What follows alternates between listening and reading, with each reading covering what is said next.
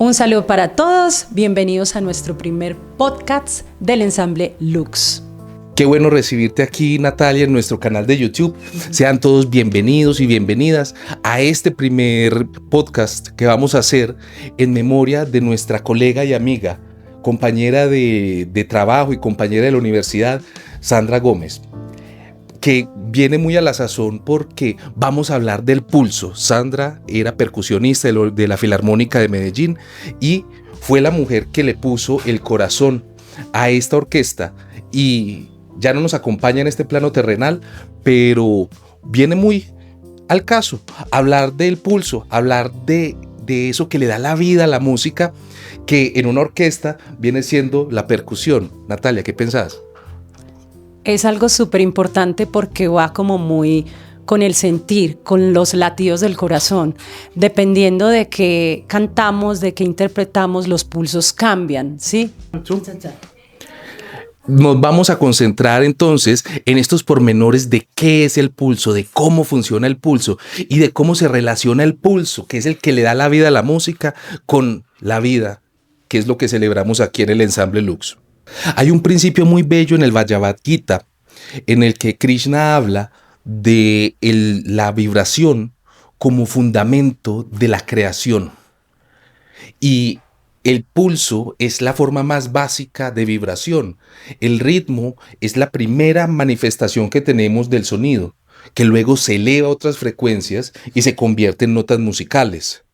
Eso que dices es muy cierto. El pulso no es solamente técnico, sino que es algo profundamente humano.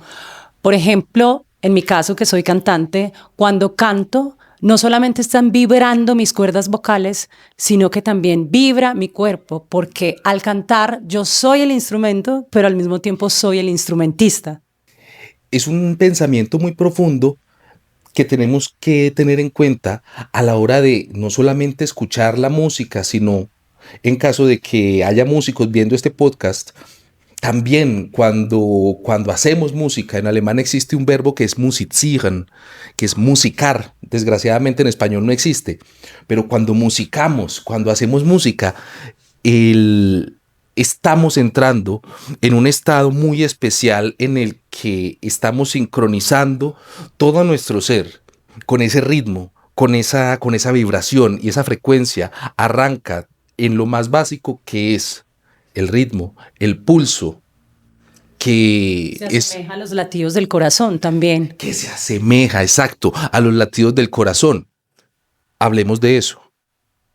Podríamos decir que cuando seguimos un pulso, estamos sincronizados con algo más grande. Pongo aquí el ejemplo de una madre y su hijo en el vientre.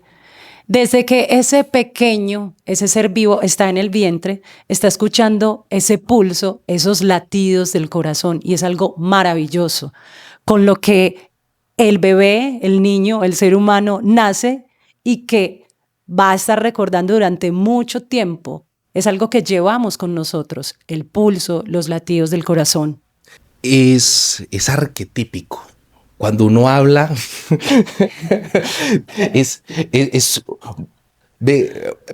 aquí hablando, pues, cuando uno habla de arquetipos, uno está hablando de cosas, de situaciones que son iguales para todo el mundo, sin importar, qué sé yo, credo, raza, país, idioma. O sea, el hambre es igual para todo el mundo. Eso es un arquetipo. Tu corazón está también influyendo dentro del corazón, o se pone en sincronía con el corazón del bebé. Ese mismo principio de sincronía existe también en la música. Cuando uno está realizando ejercicio, no pone música lenta. El pulso, la velocidad de la música hace que uno se active, o si de pronto uno está muy nervioso, lo ideal... También que se regule, que baje sus estados de ánimo cuando estamos ansiosos, cuando estamos tristes, cuando estamos enérgicos. Ese pulso varía. Lo mismo sucede en la música.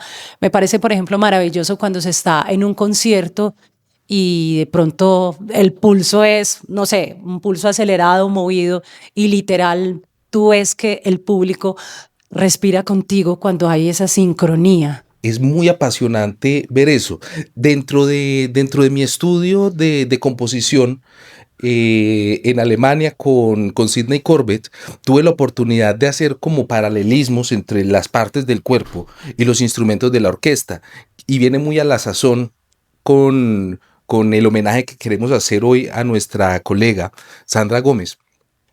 Y es que esto que tenemos aquí se llama timbal.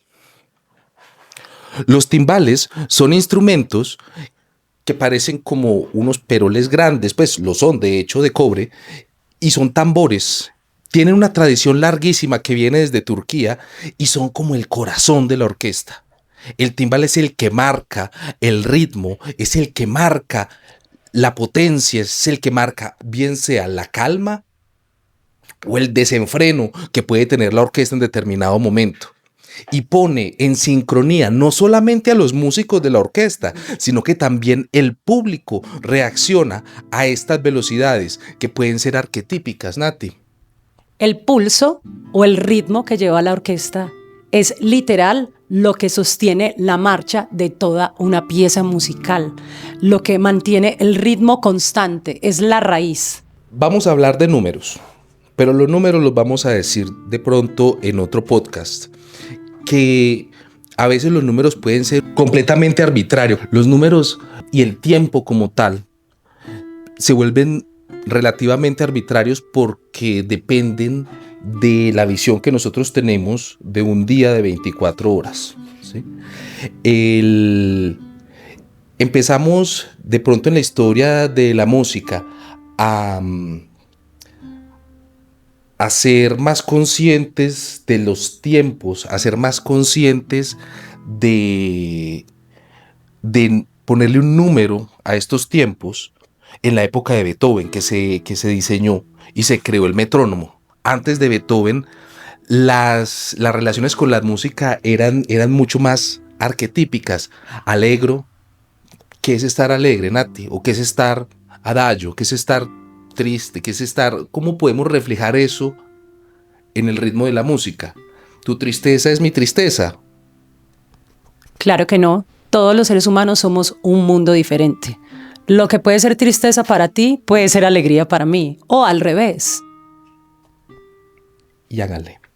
Entonces, para poderle poner un número a ese arquetipo, llega por allá en el siglo XVIII este señor. Y sí, mija. Y se inventa el metrónomo, creo que era táctil, bueno, no recuerdo. Otra vez. Este señor inventa el metrónomo. Y Beethoven es de los primeros compositores que le pone un tiempo específico a un allegro con moto, a un adagio, a un andante, que son distintas formas de nomenclatura para distintas formas de tiempo. Ok. Acabamos de hablar de Beethoven, pero acá recordando nuestras clases de música, en la Edad Media no se hablaba de 2/4 o 3/4, tiempo binario, tiempo ternario, sino que se hablaba de tempus perfectum o tempus ordinarium. En español, perfecto ordinario. ¿Y eso por qué, Harold? En la Edad Media, el canto gregoriano, que en el ensamble también lo hemos practicado, tenía varias funciones. Primero, eran los cantos de la iglesia, ¿sí? Y dentro de los cantos estaban los cantos ordinarios, estaban los cantos del día a día y estaban los cantos para momentos especiales, para Semana Santa o con lo que nosotros nos especializamos, que son los cantos fúnebres. Algo muy bello que tiene el compás ternario de la Edad Media es que ellos lo llamaban tempus perfectum porque hacía referencia a la Santísima Trinidad, Padre, Hijo, Espíritu Santo, y esta forma de hacer referencia a la Trinidad mostraba, digamos, ese respeto y esa veneración que se tiene en el rito católico. Mientras que el tempus imperfectum era más mundano, era más como a la marcha. Si quieres, escuchamos un par de ejemplos, Nati. Escuchemos entonces, ¿qué te parece el Magnificat de Bach? Misericordia. Escuchémoslo Et misericordia. Escuchémoslo y veamos la partitura.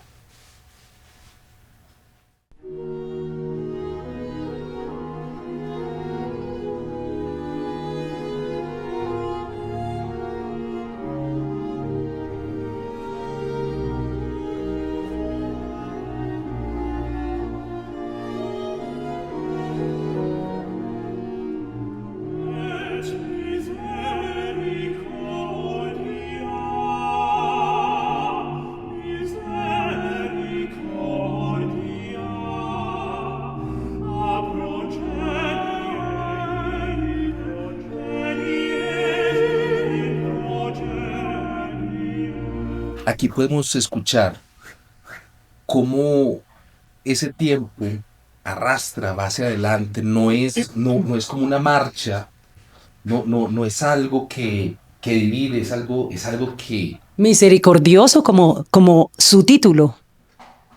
Y tenemos ese tempus perfectum, haciendo referencia a que Bach es otra cosa, pues. Cuando uno habla de Bach, está hablando del padre de la música. Ese título no se lo ganó porque sí. Él en su época era considerado un poco retrógrado porque las construcciones que hacía eran demasiado matemáticas y demasiado complejas para la época, que ya estaban entrando en toda Europa en el estilo rococó, que era un estilo mucho más tranquilo.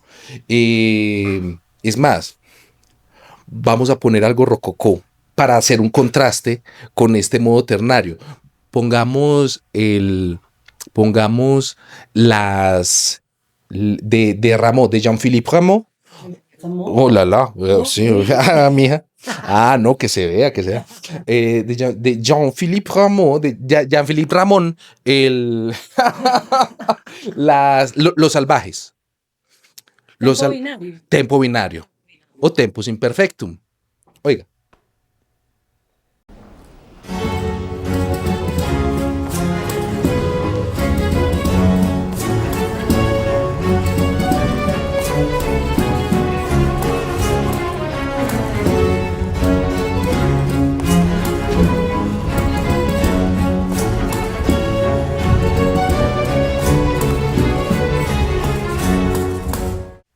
Aquí pudimos observar a detalle la diferencia entre el tiempo binario y el tiempo ternario. Pudimos apreciar la diferencia entre ritmo binario y ritmo ternario y ver que la estructura rítmica reflejaba una cosmovisión, de que el ritmo ternario era algo divino y lo binario era humano. Lo pudimos de cierta forma sentir y se puede experimentar al escuchar cualquier tipo de música, no solamente la música de grandes maestros como Jean-Philippe Rameau y Juan Sebastián Bach. Podríamos verlo perfectamente reflejado en nuestro día a día, al decir en un tiempo binario, qué sé yo, una cumbia, una marcha militar. Estos son tiempos, ¿sí?, que tienen como un carácter de cierta forma más de marcha, más bailable hasta cierto punto. En la forma ternaria se utiliza de pronto dentro de la música popular para los valses, para estas figuras que son como más, no sé si vos estás de acuerdo conmigo, como más circulares.